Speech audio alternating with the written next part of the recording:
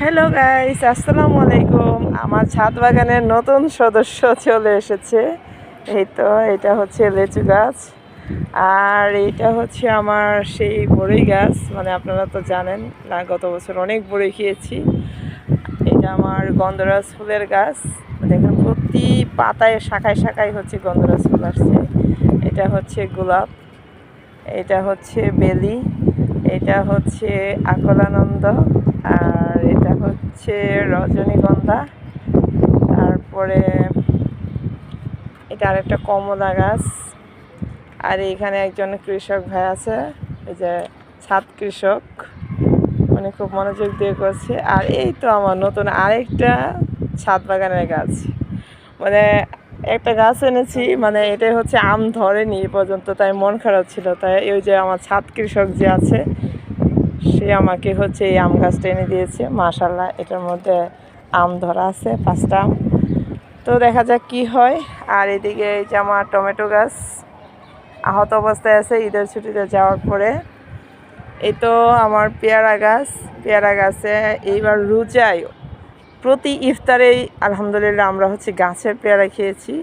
এখনও অনেকগুলো আছে, ওই যে ওইদিকে দেখা যাচ্ছে। তারপরে হচ্ছে নতুন ফুল চলে আসছে এখন পেয়ারা গাছে। তাছাড়া আমার সবচেয়ে পছন্দের হচ্ছে এই যে এটাকে কি বলে, আতাফল নাকি। তো এটা আমার অনেক বেশি পছন্দের। আর বাজার থেকে ওই যে ফরমালিন দিয়ে পাকা থাকে, এগুলো খেতে তেমন একটা ভালো লাগে না।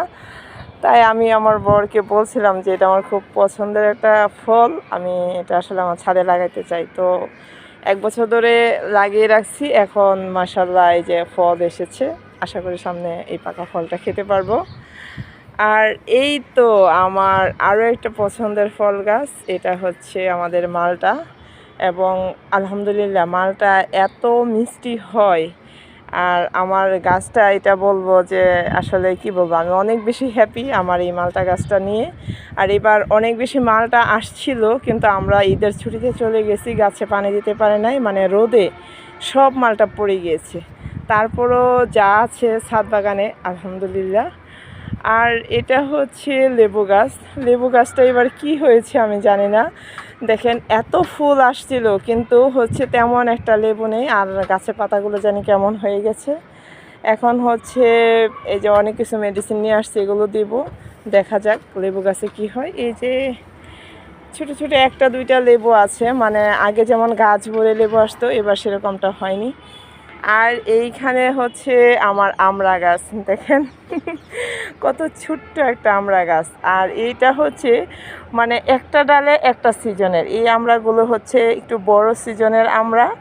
আর পরের বার হচ্ছে এইখানে আমড়া আসছে, তারপরের আরেকটা সিজনে মানে এইখানে আমরা আসছি। এটা মানে আমার মেয়ে পেরে ফেলছে। আর এটা দেখেন কত ছোটো, মানে একটা গাছেই 3বার মানে আমরা আসছি, ঠিক আছে। মানে গাছটা ছোটো হলেও মাশাআল্লাহ ফলন কিন্তু ভাম্পার। আর এই তো আমার টমেটো গাছ, মানে প্রায়ই হচ্ছে আমরা এখান থেকে টমেটো নিয়ে যাই। এই যে টমেটো পাকতেছে, ছোটো ছোটো টমেটো। এখানেও একটা টমেটো গাছ। আর এটা হচ্ছে আমার পাতাবাহার গাছ। এই তো। আর এবারে রোজায় মানে আমি হচ্ছে বেগুন কিন্তু কিনে নাই, দাম কত আমি তেমন একটা জানি না, কারণ আমার এই ছোট ছোট গাছে, এই 2টা গাছের বেগুন দিয়ে আমি রোজার মাস বেগুনই করেছি আলহামদুলিল্লাহ। মানে এই যে ছোট ছোট বেগুন, একটা বেগুন নিলেই দেখা গেছে আমার বাসার বেগুনই হয়ে যেত। ওইটা হচ্ছে গোল বেগুন, আর এটা লম্বা বেগুন। তো আর এটা হচ্ছে এবার নতুন, মানে শ্বশুরবাড়িতে গিয়েছিলাম, সেখান থেকে নিয়ে আসছি। বললো যে এটা নাকি কমলার গাছ। তো দেখা যাক কি ফল হয়, এটা মালটা না কমলা, আসলে আমরা কনফিউজড।